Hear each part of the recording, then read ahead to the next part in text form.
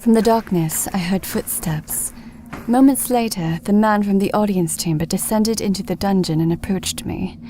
I remained standing. I would not lower myself to him. He smirked. How rude of me to receive such an honored guest and have no gift to express my hospitality.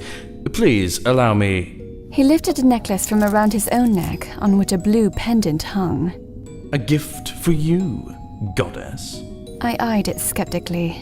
What is the meaning of this? Meaning? Why, Miss Goddess, it is a gift. Surely you know what it means to be gifted. You are, after all, standing on our ground, goddess.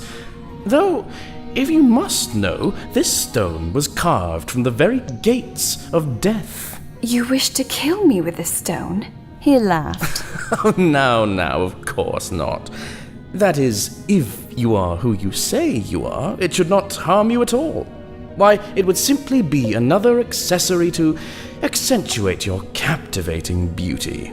He lifted the necklace closer to the bars. I let the stone fall into my hands.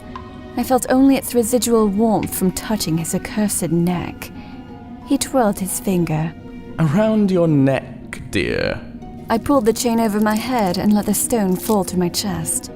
Its warmth disgusted me, as if his own hand rested against my skin. Satisfied, Your Majesty? His smile faded. Indeed. Alas, I cannot accept such a gift. Now remove me from the cell and we can discuss matters concerning your blood.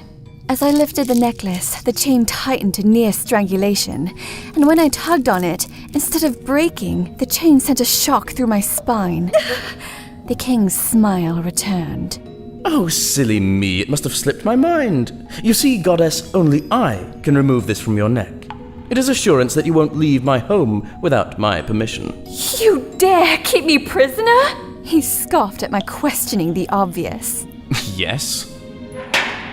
He unlocked the cell door and held it wide open for me. Come closer, dear. How is your head? It must hurt. That was very bold of you, leaping at me like that. I glared plainly at the back of his head, the very place where I'd been struck. I followed him slowly out of spite. He spun on his heel and looked back at me with a pompous smirk. I've the gift of healing, Miss Goddess. A gift I had bestowed on you, I sneered. Yes, and I am eternally grateful. Now, come along upstairs. He swept an arm at the fog curling around his legs. This fog suppresses our magic, dear goddess, so I am but a nobody down here. Upstairs we'll make you comfortable and find you... He twirled a finger at me. More appropriate clothing. I marched forward. I will not allow you to dress me as a plaything. You will do as I command. I must return to the north. You, Cyal, will fall to the curse's wrath if you interfere. Oh, hold on, let's take a step back here. You believe I should lend my blood to some filthy, cursed folk? Now why should I do that when I can keep our goddess? He placed his hands on my shoulders. Incarnated all to myself. I threw his hands off. Your people will suffer as well. What kind of leader could you call yourself if you knowingly allow this to happen? He shrugged. A pretty awful one. Come now. As he led me up the stairs, he said, For your own sake, don't think about slitting my throat in my sleep either. Like I said, only I can remove that necklace. Its effect won't change after my death. Hear me out, Cyal. I would not respect him with honorifics. His curse grows stronger at the rise of each moon. We have already passed the third. If you do not offer me your blood as purification, I fear his curse will not only wipe out your people, but this entire world as you know it. He had led me through the dungeons to a room upstairs.